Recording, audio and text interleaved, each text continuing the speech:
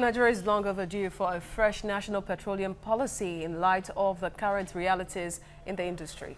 Now, the national petroleum policy states the strategy of the federal government on Nigeria's oil resources and is projected to remove the barriers affecting investment and development of the sector. It will be reviewed and updated periodically to ensure consistency in government's policy objectives. Now let's look at the policy now. According to the Ministry of Petroleum Resources, the policy outlines the vision, goals and strategies of the government for the sector and proposes fundamental reforms to improve the operational efficiency and performance of the Nigerian National Petroleum Corporation and an overhaul and modernization of the existing petroleum industry legislation. So let's look at the highlights of this new petroleum policy. Now, the first is governance, which has to do with the legal and regulatory framework, institutional reforms, regulatory and commercial frameworks, as well as financing the sector. For industry structure, the policy states the establishment of a new National Oil Company of Nigeria and the restructuring of NNPC into autonomous business units. In upstream operations, the policy proposes maximizing production of hydrocarbons, additions to reserves and future production, allocation of oil licenses and leases, diversifying petroleum resources, among others. In midstream operations, it proposes the development of operating oil product midstream facilities and a strong refining sector. It also encourages private refineries in strategic partnerships and concessions. Now, in the downstream, the policy will deal with the commercialization and liberalization of downstream and petroleum products pricing. Now, those are some of the issues that everyone looks up to see a difference, to see a change in the oil industry. Now, we have in the studio a barrister and an oil and gas expert, Ikechukwu Ikeji. Thank you so much for having me. Nice to have you join us. Nice to be here. Right. Now, in all of this policy, the new policy looking forward to a reform, making the oil industry work better, we were thinking all of this should come even before now. We've been running oil industry since the late 50s. Absolutely. Nigerian laws and legislations and in fact regulations are outdated. Most of the regulations that we are using today across all sectors of the economy are all outdated. Very few, very few have been updated.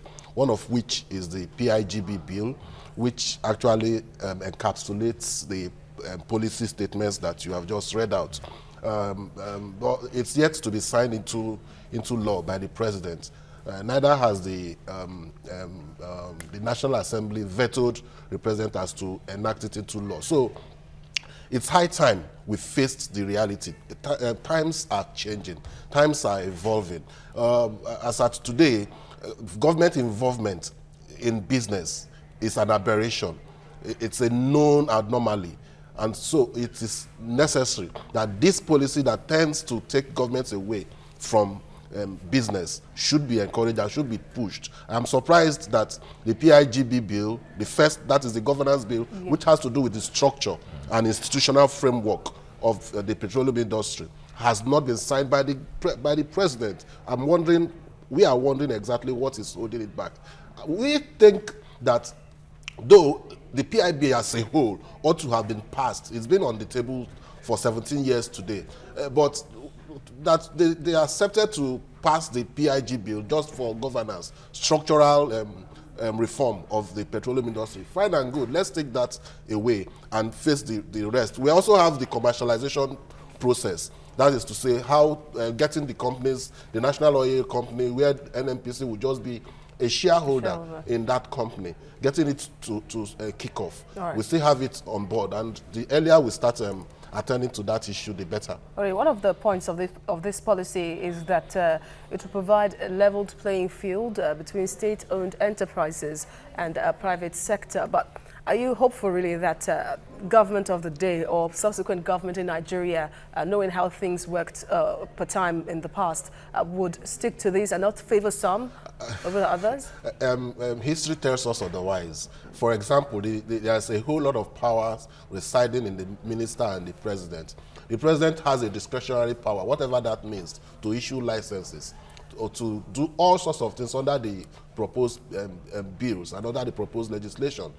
The question is, when the interest of, in quotes, the president, in Nigeria today, we know that there's a lot of cronyism. There's a lot of nepotism. He's my brother, he's my uncle, he's my family, I'm related to him, he's from my area.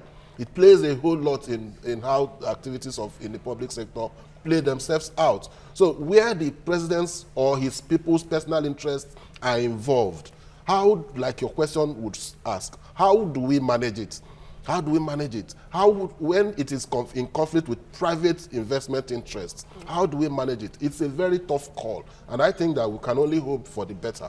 But that conflict will surely come up along the line. All right. A few years ago, during the last administration in Nigeria, there were licenses for modular refineries given out. Absolutely. And up till now, we've not seen any of those springing up and taking over, and getting into the field.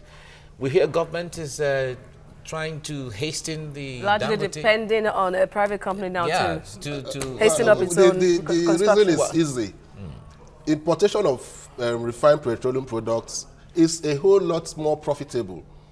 In point of fact, it's so profitable that you don't need to work, you don't need to stress yourself to make so much money. And so when you put it side by side with working hard day and night to get your refinery and get the petroleum products out, and yet you still get to compete with perhaps imported products, how does it work? It doesn't work that way. And the sabotage in the system, is enormous. A lot of people are gaining from the defects in the system. But how helpless is the government when you talk about? I don't think the government is helpless. It is the people in the government that are the problem. People inside of the government are benefiting from the defects in the structure, defects in the system. For example, look at the subsidy regime. There's nothing wrong with subsidy. But because of the defect in the management ability of government to manage that subsidy regime, there is a whole lot of corruption there. You see that they try to ease it out. They try to take it out of the table. Yet, there should be a situation where government should subsidize these things because they are here. We can produce them here for the benefit of the common man. So if government can stand up to its responsibility, people in government stand up to their responsibilities and eschew corruption, eschew parochial practices, primitive accumulation of wealth, I think we will go a long way, but it's a very tough call as it is today. Refineries may not work in the near future if the kind of people we have in government still remains today. All right, the government also hopes to remove some sort of barriers in place, either imaginary or concrete, impeding investment and, of course, private partnership or thereabout on development in the oil and gas sector in the country. So you think in the foreseeable future we'll be seeing more private refineries, not even modular refineries now, but the likes of the Dangote refinery being built in Lagos. Absolutely. Given concessions and be encouraged to thrive, because FDI is quite low right now in Nigeria. Absolutely, as that's the way to go. That's the way to go. Encouraging private participation in refinery. A lot of people have got the license, but the same people who got that license also have opportunities of importing fuel and making even much more money from importing that fuel or importing the petroleum products into Nigeria. So it's good that people like Dangote are encouraged to produce have these refineries here in Nigeria. But there's a question that we should always ask ourselves today. If you watch what happens in the Niger Delta, what the JTF does, they go into the Niger Delta, they see all these guys engaging in illegal refinery. You know what they do? They destroy those refineries. They destroy everything and burn them. The question is, what is wrong in encouraging those people, bringing them into the system and getting them to be part of the system, regulate them and let them be part of the value chain in the petroleum industry. Yeah, the acting president had, in one of his visits to the Niger Delta, was talking about reintegrating those people into the system. Absolutely. Yeah. So you want to wonder why they've been destroying those refineries, just like that. Okay, let's look at Dangote refinery that the government seemed to be anticipating the takeoff by 2019, by 2018 for 2019, as the case may be. But how much of a game changer will that refinery be when it comes up? All things ceteris paribus, all things being equal, it will be a big game changer. Okay. Because it has the capacity of, I think, giving us 70% of what we need in Nigeria. To a very, very, very large extent, we are going to overcome the problem of importation of fuel. And if government would be wise enough, would be honest enough to concession these other refineries, the government cannot continue to run Port Harcourt refinery, Warri refinery, or Kaduna refinery. Seem like a monopoly of some sort. Yes. Release it to private investors. In point of fact, most of the facilities there are outdated, they are old school, they are obsolete. So you need to agree with the fact that you may not get as much value as you are expecting from investors. So get the value that you can get and hand over this thing to them and let them ease what the common man is suffering along the street in terms of electricity, in terms of generating their own electricity. So Dangote refinery coming into the system will be a huge step and progress for Nigeria. All right, now it's very easy everywhere to put laws in place, but absolutely. The issue is implementation, absolutely. And Nigeria has that problem. Absolutely, without of course putting your tongue in your cheek. Absolutely. So, do you think there should be a form of regulator now that the government is putting a modern template in place for the oil sector? As is that, we've always had regulators.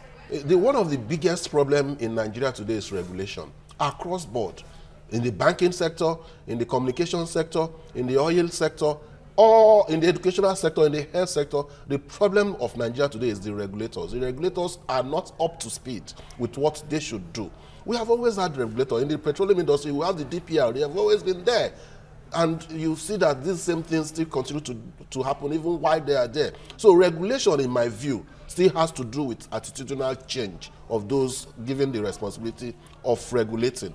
We need to have more serious efforts put into ensuring that everybody who is a regulator understands the system and is honest enough to carry out his or her function. A situation where regulators collect monies from operators and turn the other way and things continue to go wrong, it's not healthy.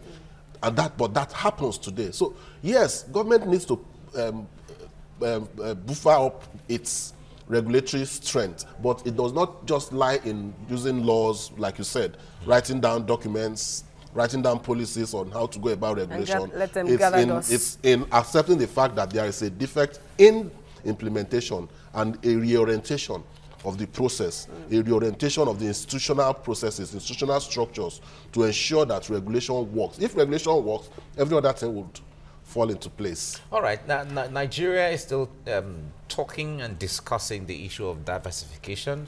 We know that oil still gives us the largest revenue, one way or the other. But if you look at trends across the world, things are changing. The concept of relying on fossil fuel is no longer the in thing. Absolutely. New technology is coming up. Absolutely. But Nigeria doesn't seem to be, taking advantage or laying foundation for these alternatives. What will the scenario be like in the next maybe 10 years when the world has moved on from the use of fossil fuel? Unfortunately, the Nigerian politicians are not helping the matter. They are not helping the issues. If they accept the fact that we need to move with the global trend, we have to unbundle the Nigerian system. We have to free up the system. We have to reduce what's up there in Abuja and let people, individuals, take control of wherever they find themselves. That is the key to progress. Today, in the next, I think it's in 2020 or thereabouts, we are hearing that Germany will be running on what is electric cars. Every other car manufactured will be electric. How do you want to manage that when you are depending on oil? We have been paying lip service to diversification ever since I started going to school. I've always had, we need to diversify, we need to diversify. And up until today, we are still talking about diversification. Just lip service. Nothing is being done seriously. Everywhere is filled with corruption. The processes are completely tainted with illicit conduct. So we must accept the fact that we must unbundle. We must restructure the system called Nigeria. And when we do that, we will see that investment now gets down to people who can manage the system, not coming from the federal government. For example, you just saw the Senate and the House of Representatives, I think, reject the extrication of the Land Use Act out of the Constitution. The Land Use Act is one of the biggest problems in the Nigerian economy today. And it is the same thing with devolution of powers. If they will accept, if our legislators will accept that there is need to release some of these things and let go of some of these things and hand over some of these things to people, so that our principle in law that whatever you find on the land belongs to the land will operate, so that if you own a land and underneath you have mineral resources, the responsibility will be on you. It is for the regulator to ensure that you tap the mineral resources to the optimal best that you can do, and ensure that you pay adequate returns back to the government. Okay. That is how it should be. But when you trace the problem of the power sector in Nigeria from the authority in NEPA to PHCN and now to private hands, Gencos, Discos, TCN, and yet Nigeria doesn't have electricity supply. Absolutely. So now, yeah, we understand that Nigeria even has more gas reserve than crude oil, yet it remains untapped. Gas is being fled wasted every day, and it's still expensive for cooking in Nigeria. Is it about doing nothing and then getting paid that is affecting government and the people in a way that you don't want to give to get?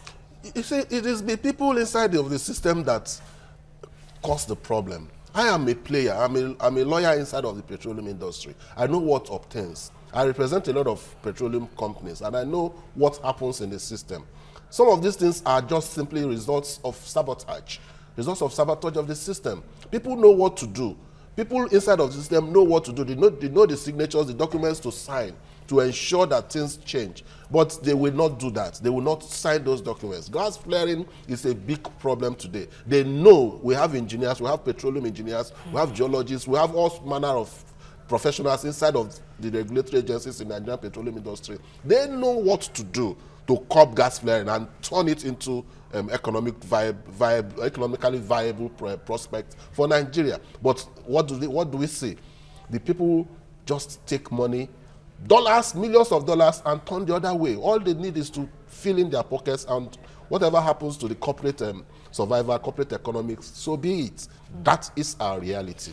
Okay, walk us through an understanding. We've heard agitations from the Niger Delta so many times as to the ownership of oil blocks not being from the Niger Delta and all of that. It's not even about where the person comes from. Now, is it advisable or desirable that oil blocks are even owned by individuals instead of companies, instead of corporations that know how to run the oil business? You see, the politics of oil block in Nigeria is a sorry story. It's a sad story. Individuals don't usually own oil blocks. Well, what happens is that there's cronyism. When a government official wants to benefit his friend or his girlfriend or his boyfriend or his relation, he just asks him to go incorporate a company and come and take an oil block. So that's a way of patronizing friends. That's what's happening. People in the Niger Delta, what the agitation is that it is it's on our land. This oil is from our land. The environmental devastation is on us. The environmental injustice is on us. We are suffering from it. So at least we need some kinds of recompense, some kind of investment prospects and advantages to accrue to us. So if you have to give us oil blocks so as to benefit from this thing that is on our land, so be it. It's not a wrong cause. The fact that you own an oil block, in point of fact, we must be clear about it, does not mean that you must be the person who is vast, who is knowledgeable about it. All you need to do is to be an investor, have access to investors, have access to financiers, have access to good engineers who can help in prospecting the oil. That's what is required. Just be a good businessman. You don't need to be, you don't need to steal. All you need to do is to be a good businessman. So it is good, in my view, that some of these Niger Delta communities are compensated by way of being offered oil blocks. Now, the Nigerian irony is this.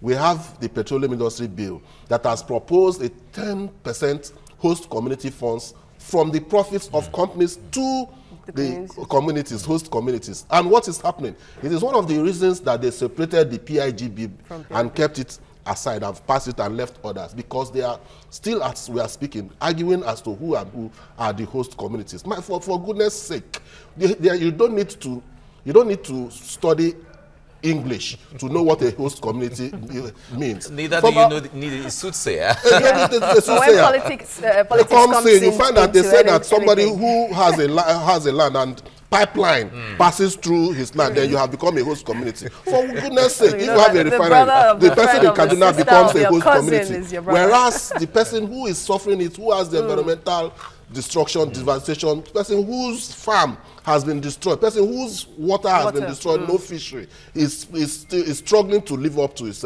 to survive. And you have no inkling. This is TVC, for example, and oil pipeline passes under TVC, and TVC we become a host community. It's all a right, well, situation. we hope the petroleum policy will keep things up and bring it to a better place, really, system in the country as the years come by. Thank you for your analysis at this time. Barrister Ikechukwu Ikeji, also security expert and oil and gas expert. And lawyer. Thank you very much. Thank you so much for having me.